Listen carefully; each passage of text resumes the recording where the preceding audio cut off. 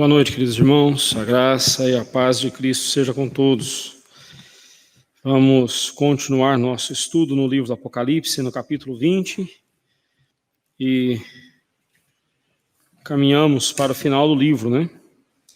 Em algumas semanas nós encerraremos o livro do Apocalipse.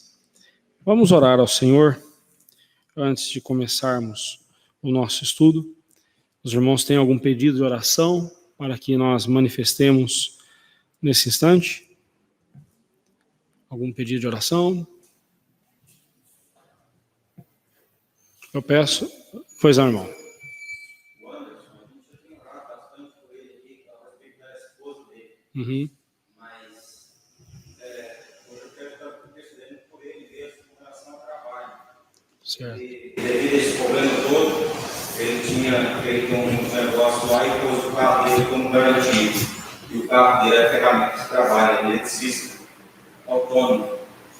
E agora ele está sem trabalhar porque não tem a condição dele. Ele não teve com falso compromisso que ele estava trabalhando. E agora, menos ainda, porque o pouco que ele tem, não tem como pegar uma ferramenta. Ele precisa de escada, não está tendo como trabalhar porque não tem ferramenta para estar levando a estrada dele. Ele está passando por uma dificuldade tremenda por conta disso. E ele está se isolando. Isso não é bom. Continuemos orando pelo Anderson. Peço também oração pela minha família, né, pelo meu sogro, pela minha sogra, pelo meu cunhado, Eduardo, e pela minha família num todo. Peço que Deus, os irmãos estejam orando a Deus, lembrando deles em suas orações. Mais algum pedido, irmãos? Não? Sim, o cunhado da nossa irmã Helena, o seu Silvio, ele ainda continua internado, né? Continuamos orando pelo Silvio. Oremos pelo nosso país, oremos pela nossa igreja. Dias difíceis estão se levantando. Que Deus nos segure firmes em suas mãos. Assim nós pedimos a Ele. Vamos orar. E Diácono Rogério, por favor, nos dirija nessa palavra de oração, irmão.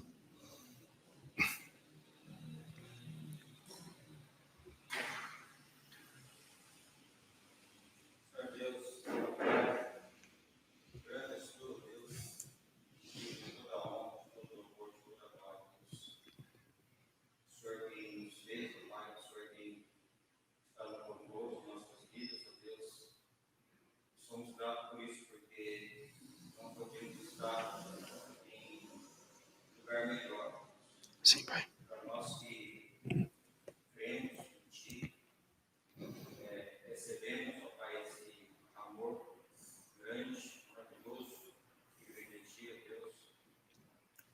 Por isso nós te honramos e glorificamos. Sim, Deus. Sim, Pai. Somos totalmente dependentes de Ti, Deus. Carecemos, ó Pai, de Ti até mesmo para Te servir, Pai, pois muitas vezes queremos fazer a nossa vontade, esquecendo da Sua. Sim, Pai. E possamos, ó Pai, cada vez mais diminuir o nosso erro, Deus. Convém que nós venhamos a diminuir mais e mais, que o Senhor cresça mais e mais na nossa vida. Sim, Pai. Queremos te pedir a Deus, esses pedidos foram feitos aqui, ó Pai, em relação à família do pastor Eduardo, Deus, todos os problemas que têm acontecido aqui, ó Deus, a falta, ó Deus, da Janeline, Deus, mas te pedimos, ó Deus, que o Senhor possa estar fortalecendo, Deus, confortando e consolando, Pai, essa família, Pai, as dificuldades que estão passando, Deus. Sim, Pai. E que esteja, Pai, sempre olhando para Ti, buscando em Ti, esse conforto, Pai, porque sabemos que não é nada fácil. Também, Pai, queremos estar colocando diante de Ti, ó Deus, o Silvio, Deus, que ama também, que o Senhor também possa estar confortando ele, Deus, e usa, Pai, da Tua serva para estar falando disso. Sim, Pai. E que ele possa, Pai, se aproximar de Ti, Deus, nesse momento de dificuldade, e reconhecer a Ti, Deus, como o único e suficiente Salvador. Sim, Deus. Também quero estar pedindo a Ti, Deus, pelo ano de Deus. Você conhece aquela vida melhor do que nós mesmos, sabe tudo de errado quanto ele fez, Pai. E, Senhor, está passando por dificuldades. E tudo aquilo que nós falamos acerca da tua palavra, Pai, do ano, ele possa, Senhor, estar se lembrando disso, Deus, e reconhecer que o Senhor está no controle da vida dele, que o Senhor proverá a ele, Deus, aquilo que ele precisa, Pai, para o sustento. Sim, Pai. Fica com ele, Deus, que ele possa estar esperando mais e mais em Ti. Tem misericórdia, Pai. Pois foi falado a ele, Pai, conhece a Ti, não se converteu, mas conhece. Ele sabe daquilo que o Senhor é capaz. Deus. Fica com ele, com a família dele, cabeçando, e Deus de coração. Também o Pai quer mostrar e perceber o Deus, pela Deus, nesse momento de pandemia, Senhor, muito, Deus, a fé, Deus, ensinando, Deus, aproveitando, Deus, esse momento de distância, Deus, acabam que se afastam, não se lembram de Ti, Deus, não se preocupam em Te buscar. Oh, Deus. Misericórdia, Pai. Para que eles possam sentir falta de Ti, Deus. Sim, Pai. E possam vir buscar a Ti também, Deus, nesse momento. E o Senhor possa estar guardando cada um. A Tua igreja perseguida, Pai, também nesse momento de dificuldades também, devido à pandemia. A dificuldade ainda se torna maior, Deus, porque estamos sabendo, Deus, que até medicamentos são privados. Oh, Deus. Esses missionários, Deus. Ó Pai, que eu possa estar chegando aí, ó Pai, o sustento. Tem misericórdia, Deus. E eles precisam, Pai, porque eles estão ali pela Tua obra, Pai, a obra Tua, não é deles. É verdade, Senhor. Nós sabemos que o Senhor está no controle de tudo isso. Sim, Pai. Tenha misericórdia de vocês. Também queremos estar intercedendo, Deus, por o nosso país. Tem misericórdia, Tanta Pai. dificuldade, Pai, tanta desigualdade que nós temos, Deus. E a cada vez mais a gente está vendo coisas mais horrorosas, Pai, acerca das pessoas que fazem a ganância, Deus, pelo dinheiro, pelo poder, Deus, e deixam, Pai, de estar fazendo aquilo pelo qual elas foram eleitas a fazer, Deus. Foram destinadas, Pai, para estar cuidando do povo e, ao invés disso, estão cuidando das povos. Sim, Pai. Ó Pai, se for a Tua vontade, Deus, que eles possam, ó Pai, estar mudando de atitude, ó Pai. Usa aqueles que são Teus, ó Pai, que estão ali no meio, Deus, para mostrar o caminho certo aos demais a serem seguidos. Sim, Pai. Senhor, fortaleça esses servos Teus, ó Pai, que estão ali nessa frente também, Deus, para que eles possam ser luz do mundo, ó Pai, sessão da terra, Deus. Nos mude, ó Pai, a maneira de pensar, a maneira de agir desses políticos nossos, Deus. Tenha misericórdia. Sim, Pai. Muda, Senhor. Sim. Nós, Deus, esperar em Ti, pois nós sabemos que aqui nós somos peregrinos, Pai, estamos de passagem, e que aonde nós depositamos nossa confiança realmente é em Ti. Amém. Aquilo que o Senhor tem preparado para nós após essa vida, Pai. Hora que estivermos aí desfrutando, gozando, Pai, da Tua graça. Amém, Senhor. Junto a Ti. Amém. Obrigado por tudo, Senhor. É o que eu te agradeço e te agradecemos tudo, Pai, em nome do Senhor Jesus Cristo e por nós. Muito obrigado. Amém, Jesus. Amém. Então vamos para o capítulo 20 de Apocalipse. Hoje nós veremos a partir do versículo 7. Apocalipse 20, a partir do versículo 7. Só recapitulando rapidamente aqui, né, nós vimos os 6 primeiros versículos, o primeiro, versículo 1 ao versículo 3, nós vimos a prisão de Satanás anunciada, e a prisão de Satanás, né, o grande dragão, a serpente, a antiga serpente que é o diabo, Satanás, ele foi acorrentado e foi preso então por 1000 anos. Nós vimos que esses 1000 anos ali não são literais, mas são simbólicos. Nós seguimos o amilenismo nessa interpretação, e nós vemos que ali os 1000 anos não são literais. E esses 1000 anos, eles simbolizam a era cristã, que vai da primeira à segunda vinda de Cristo. E Satanás está preso em que sentido? Nós vimos que a prisão de Satanás não significa a total inatividade dele. Não, significa que ele foi impedido de impedir o avanço da igreja. Ele que vinha seduzindo as nações, enganando as nações, agora então ele foi cerceado nessa sua atividade.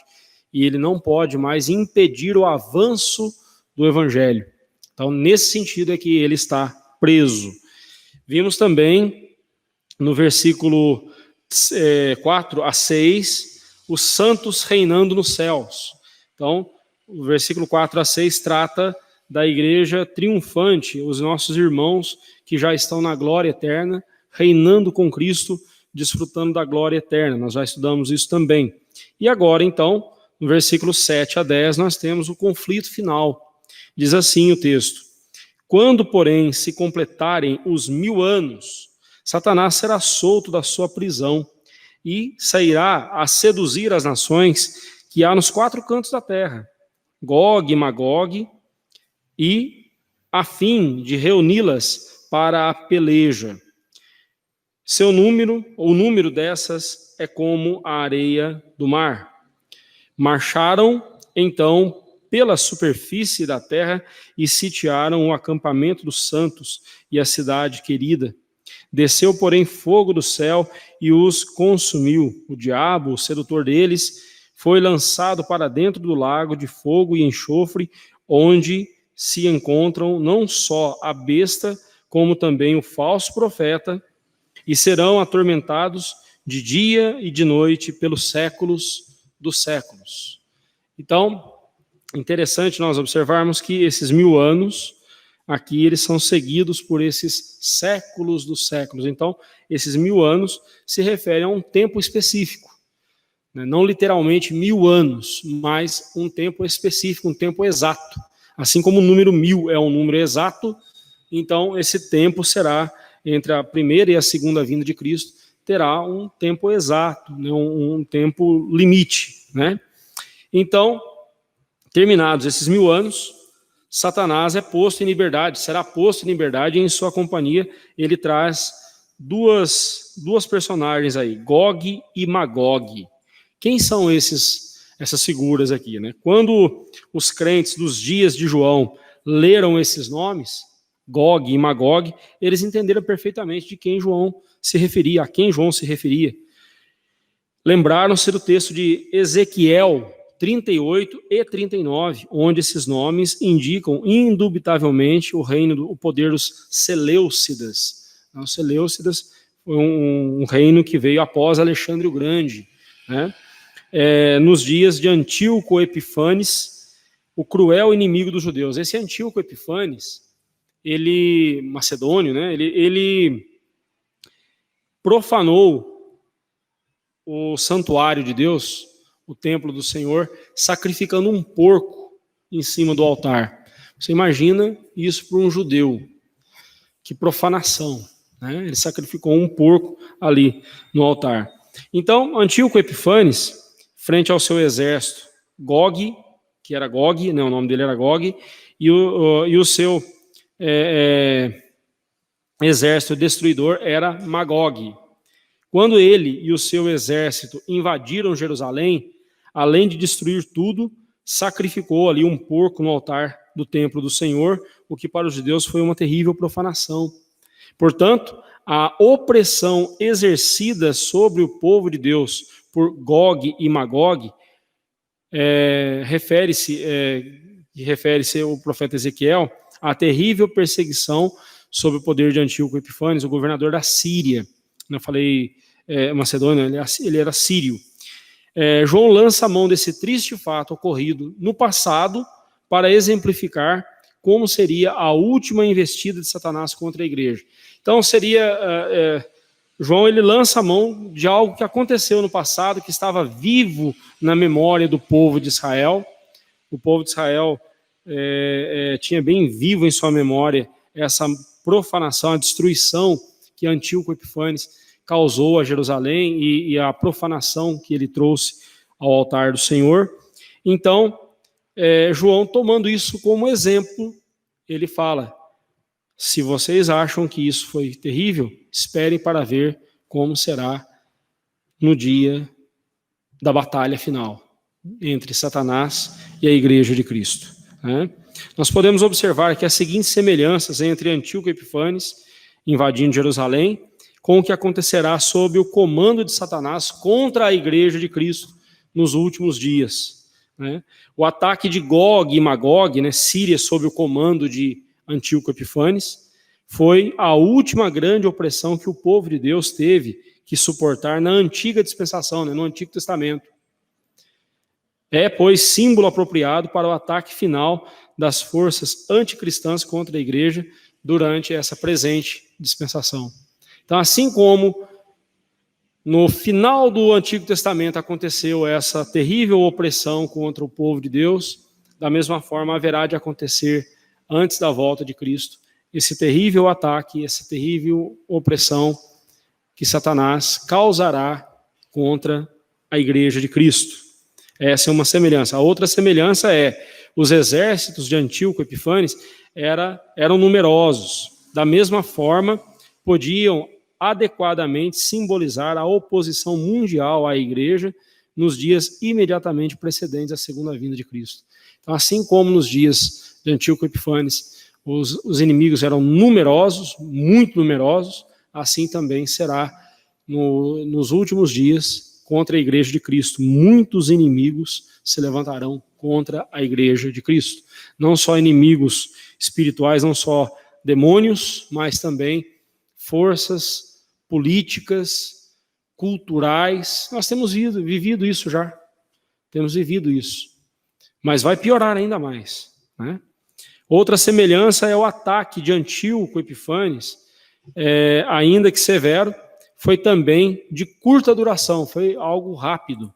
Da mesma forma, será essa última investida de Satanás. Aqui fala que ele será solto por 7 dias,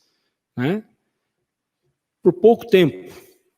A Bíblia mesmo fala aqui que pouco tempo lhe resta, veja lá no versículo 3, ele será solto por pouco tempo, e ele sabe que pouco tempo ele tem para fazer esse mal contra a igreja de Cristo. Obviamente, esses ataques de Satanás contra a igreja não fará com que os crentes percam a salvação, porque não existe isso. Não existe perda de salvação. Uma vez que alguém foi salvo por Cristo Jesus, será preservado e guardado por Cristo até o fim. E a última comparação que podemos fazer entre Antíoco e Satanás, aqui no caso, é que assim como Antíoco não esperava ser derrotado, como de fato foi inesperadamente, a derrota dele foi algo súbito. E ele, da mesma forma, Satanás será destruído repentinamente. Será de pouca duração o ataque dele, mesmo assim, ainda será repentinamente, ele será destruído. Em Apocalipse 20, versículo 8, Gog e Magog são identificadas como as nações que há nos 4 cantos da terra, o que quer dizer o mundo inteiro. Essa expressão, 4 cantos da terra, é o mundo inteiro.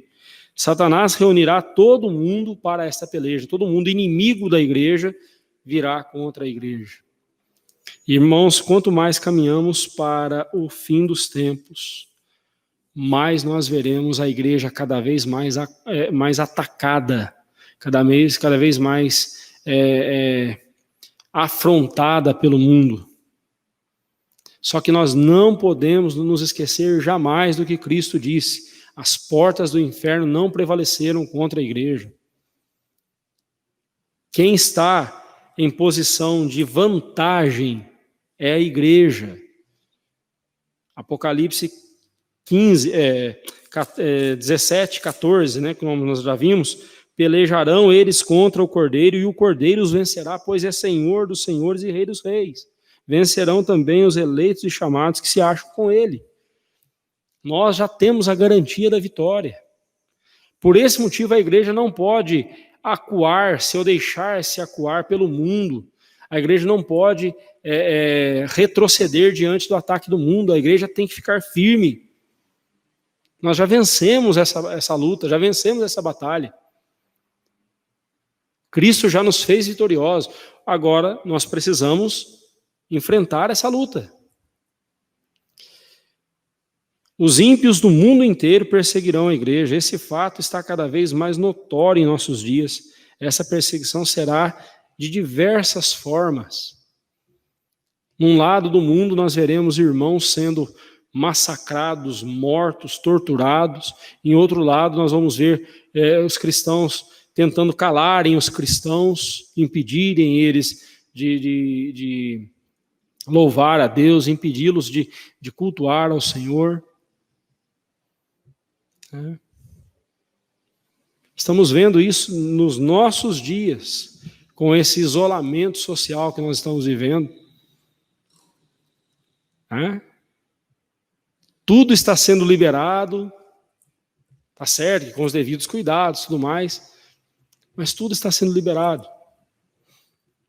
Mas se a igreja colocar um número maior de pessoas que o percentual permitido, pode ter certeza, ela vai ser denunciada.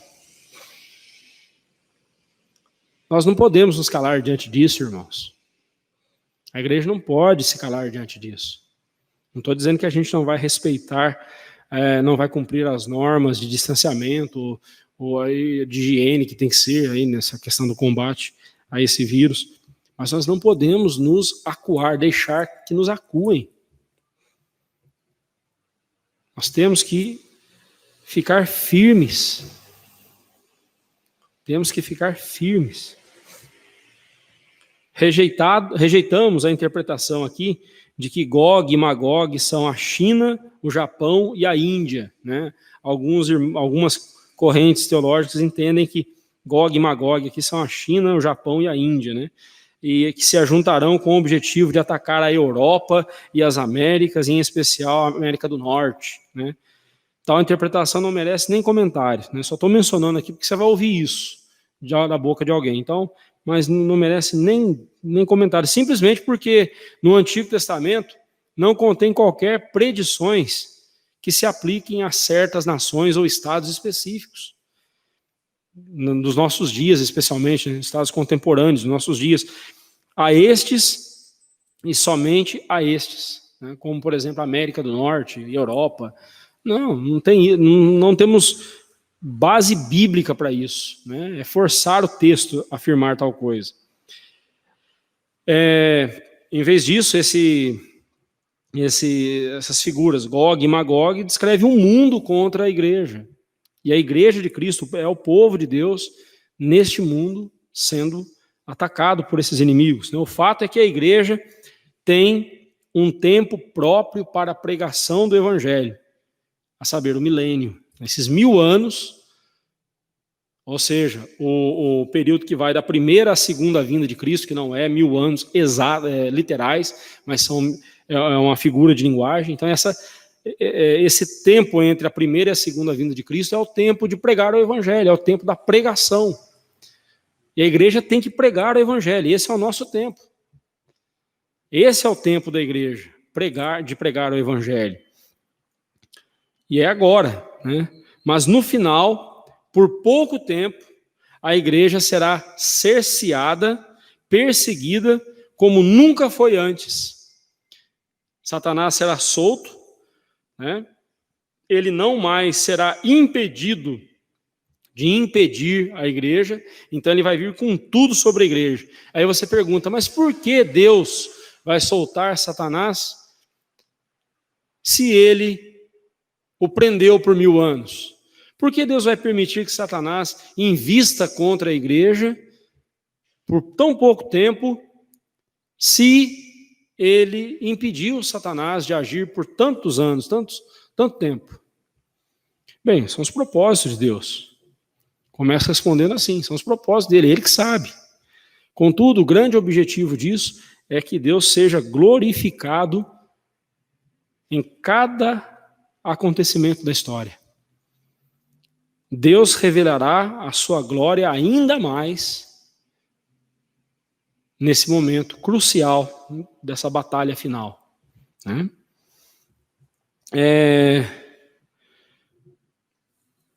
Mas nós não devemos nos desesperar. Satanás será solto, contudo a igreja, ela tem a garantia de ser vitoriosa por meio de Cristo.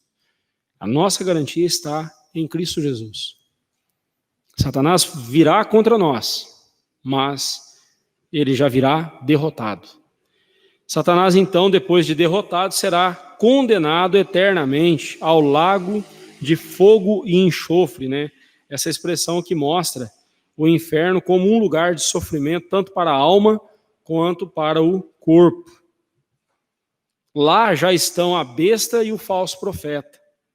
A frase, onde já se encontram não só a besta, como também o falso profeta, não quer dizer que eles foram lançados no lago de fogo e enxofre antes de Satanás, mas sim que todos receberão o mesmo castigo que durará pelos séculos dos séculos.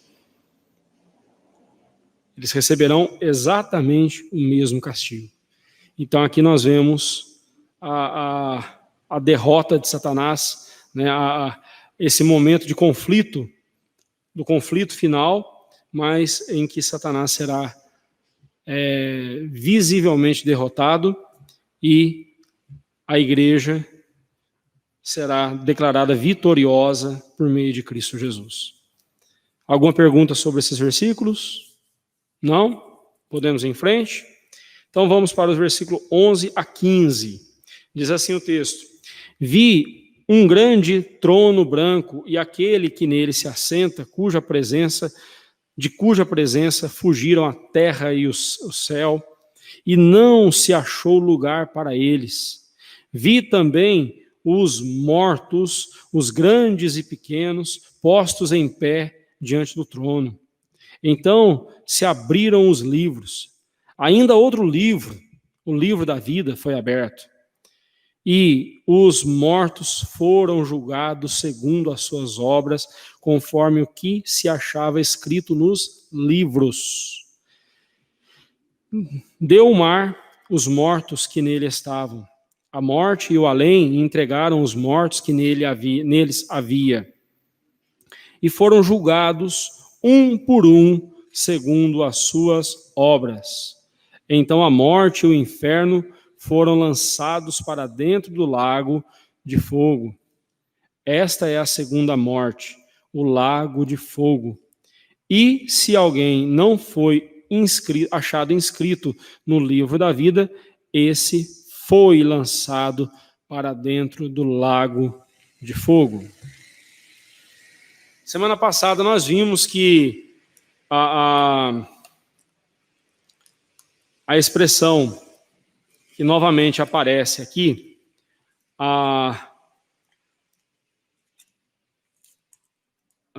peraí, qual é a expressão aqui?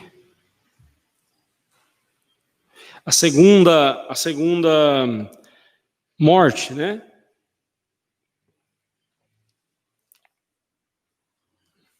Nós vimos semana passada que se trata aí da segunda morte, se trata da condenação eterna. Esses mortos aqui ressuscitados e que serão trazidos diante do trono de Deus, diante do grande trono branco, esses mortos, eles enfrentarão a segunda morte, né? A primeira morte é a morte espiritual, e a segunda morte é a morte eterna, é o inferno eterno, a condenação eterna. O quadro que João descreve agora é o do dia do juízo, exatamente o dia do juízo final. A atenção de todos se volta para o grande trono branco, ou seja, o trono de Deus, onde Deus se acha assentado, o Rei dos Reis, em sua pureza e santidade, assentado ali, e dali ele julgará cada um por um, segundo as suas obras. Deste dia, diz a Bíblia, ninguém há de escapar, nem pequenos, nem os grandes, né? Nem os humildes, de humilde condição, e nem os de condições nobres. Ninguém vai escapar desse dia. Todos haverão de comparecer diante do trono branco. Né? A cor branca aqui, no caso, simboliza a pureza, a santidade de Deus. Né? Todos quantos viveram na terra haverão, então, de comparecer diante do Senhor. Diante da santidade de Cristo, o céu e a terra fugirão, e não se achará lugar para eles, né, diz o versículo 11. William Hendricks, ele comenta que não haverá uma destruição ou aniquilamento, mas sim a renovação do universo. E eu concordo plenamente com isso. Esse mundo, esse universo, ele não vai ser destruído, ele vai ser purificado, conforme o apóstolo Pedro diz, que os elementos, né, lá em 2 Pedro 3, versículo 10, os elementos da natureza se desfarão abrasados, incendiados, né, queimados. Mas a ideia não é de destruição, a ideia é de purificação. A Bíblia fala do novo céu e nova terra. Romanos capítulo 8 fala que a natureza está gemendo, aguardando o dia da redenção dos filhos de Deus, ou seja, o dia da volta de Cristo, quando ela também, a própria natureza, haverá de ser liberta do poder do pecado, né, da escravidão do pecado. O Antigo Testamento, Isaías, por exemplo, fala sobre o novo céu e a nova terra, e essa doutrina vem para o Novo Testamento. Obviamente, o novo céu e a nova terra não é aquilo que as testemunhas de Jeová pregam, né, que é um subcéu, né? Os 144 mil seletos estarão lá com Deus na glória e o restante estará aqui nessa nova terra. Não. Não é desse jeito. Não é uma separação. O novo céu e a nova terra, essa nova realidade, essa natureza restaurada, nós estaremos todos na presença de Cristo Jesus. Se o céu, quando a gente pensa no céu, a gente pensa em algo lá em cima, né? Mas a glória eterna, se ela for trazida para cá, isso aqui tudo vai ser santificado, purificado. Vai ser uma realidade de vida completamente diferente. Eu fico imaginando como que deve ser. Se Fernando de Noronha, hoje, eu não conheço lá, só por fotos, só pela televisão, eu já acho aquele lugar maravilhoso. Imagina esse lugar sem pecado. Se com o pecado aquilo já é bonito, imagina sem o pecado. Sem a influência do pecado, né? Não que o pecado, né, sofrendo as consequências do pecado, aquele lugar é bonito, imagina agora aquele lugar sem, ou qualquer lugar desse mundo sem a podridão do pecado, expurgado o pecado. Né? O céu é a presença de Cristo conosco. Haverá então uma dissolução dos elementos por meio do grande fogo abrasador, conforme 2 Pedro 3, versículo 10. Haverá também uma regeneração, conforme Mateus 19, 28, e uma restauração de todas as coisas, conforme Atos 3, 21, e haverá também um livramento da escravidão, da corrupção do pecado, Romanos 8, 21. O universo já não estará mais sujeito à vaidade, à podridão do pecado. Todo o universo estará livre das consequências do pecado. Isso é maravilhoso, né? É o que acontecerá. Ali no versículo 12, fala dos livros e do livro da vida. Fala dos livros que serão abertos, consultados e julgados. E também do livro da vida, né? Obviamente aqui os livros é uma figura de linguagem para o registro, a vida de cada um deles. A vida de cada ser humano. Né? As obras, o que essas pessoas fizeram, haverá de ser exposto por Deus. E, em seguida, ele fala do livro da vida. Os que tiverem seus nomes no livro da vida estes não sofrerão a segunda morte, ou seja, a condenação eterna, o inferno, ou o lago de fogo e enxofre. Eles estarão no gozo eterno, na glória eterna com Deus.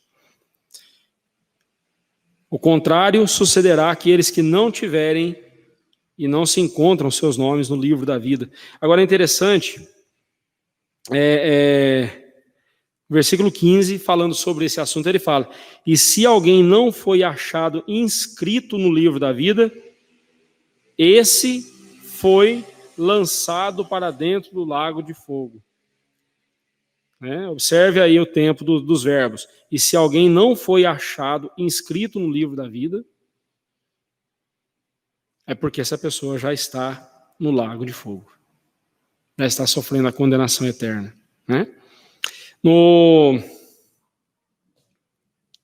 A morte, ou seja, a separação do corpo e da alma, e o Hades, a sepultura, o estado de separação, deixarão de existir.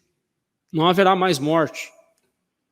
Nem para os que estão no inferno, nem para os que estão na glória. Os que estão no inferno estão em condenação eterna, não morrerão. Eles até procurarão a morte, mas a morte fugirá deles. Você já imaginou? Essa expressão é muito intrigante.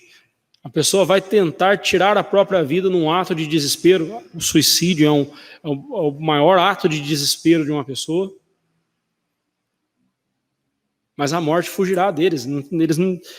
Será impossível morrer mais uma vez. Para quem acha que a morte é o fim, o inferno é o fim da morte. É o fim da morte, É o fim da morte da morte. Porque a morte vai continuar muito viva no inferno. É até um trocadilho, Mas ela continuará muito viva no inferno, muito vívida, revelando os seus horrores àqueles que estarão lá. Depois da segunda vinda de Cristo para o juízo,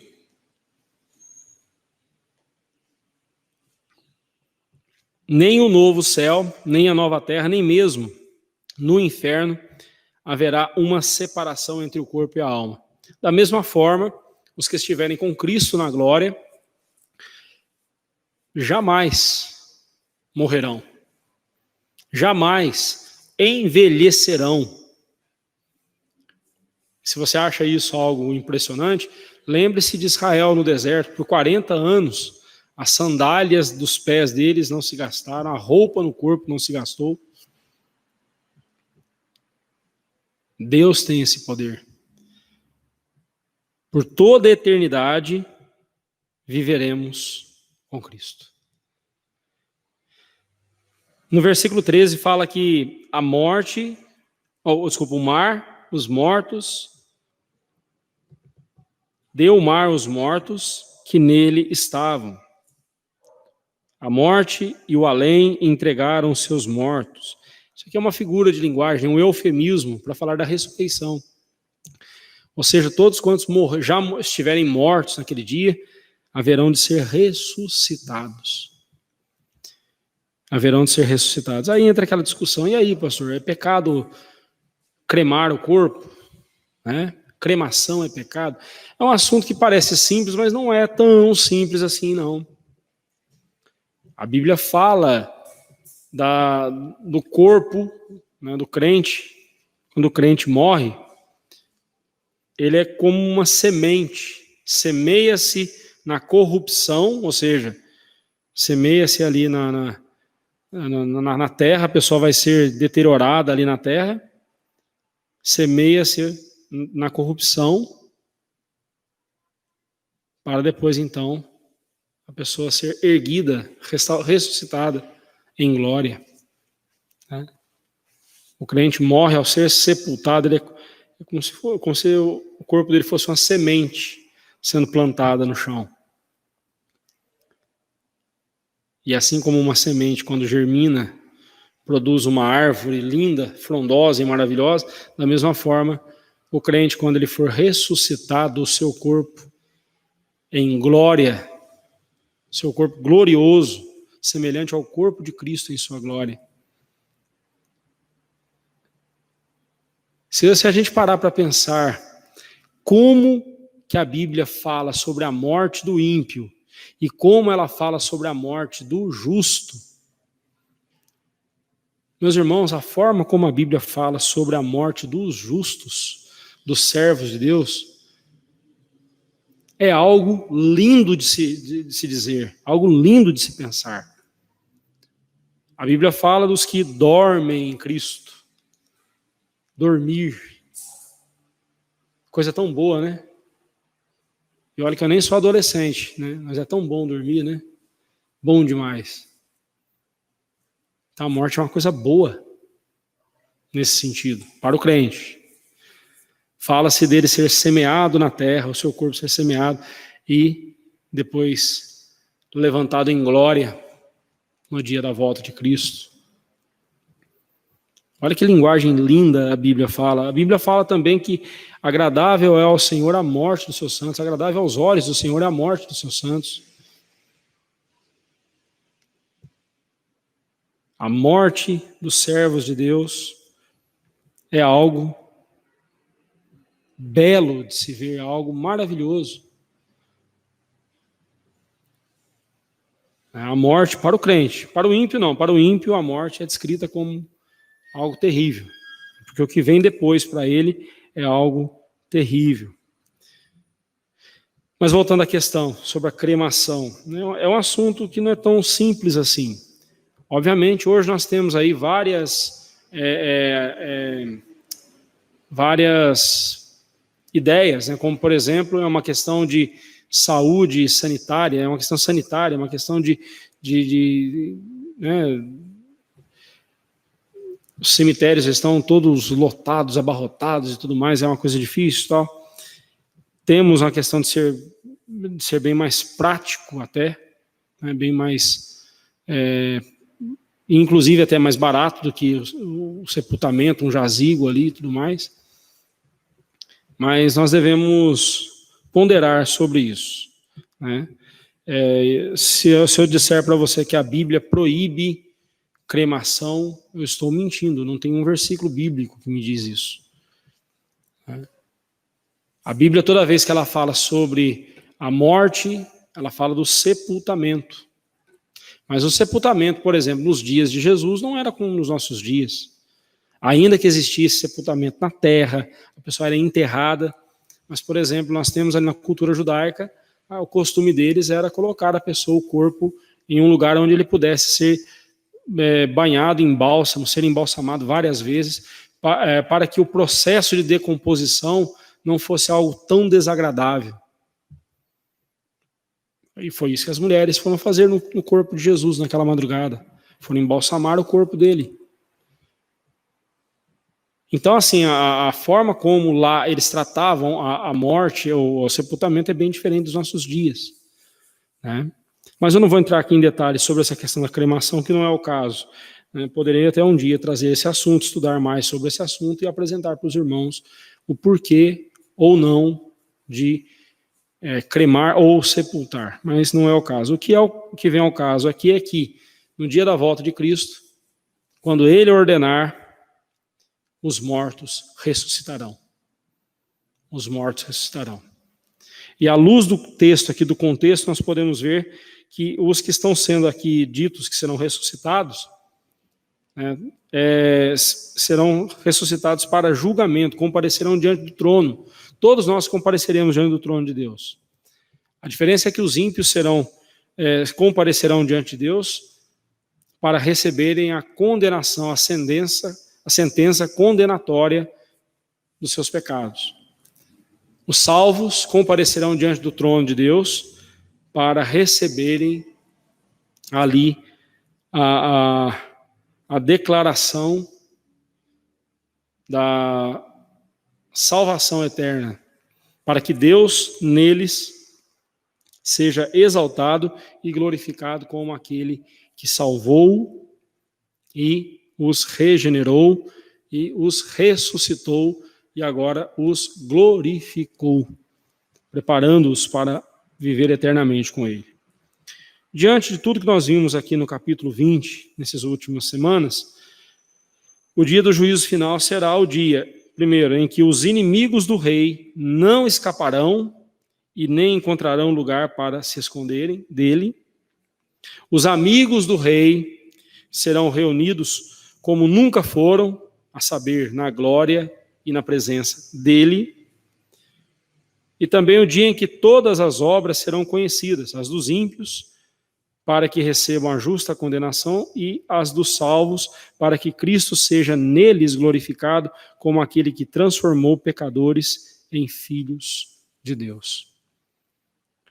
Então, fechando essa questão do milênio, o milênio não é 1000 anos, não se trata de 1000 anos literais, mas sim de um período que vai desde a primeira à segunda vinda de Cristo.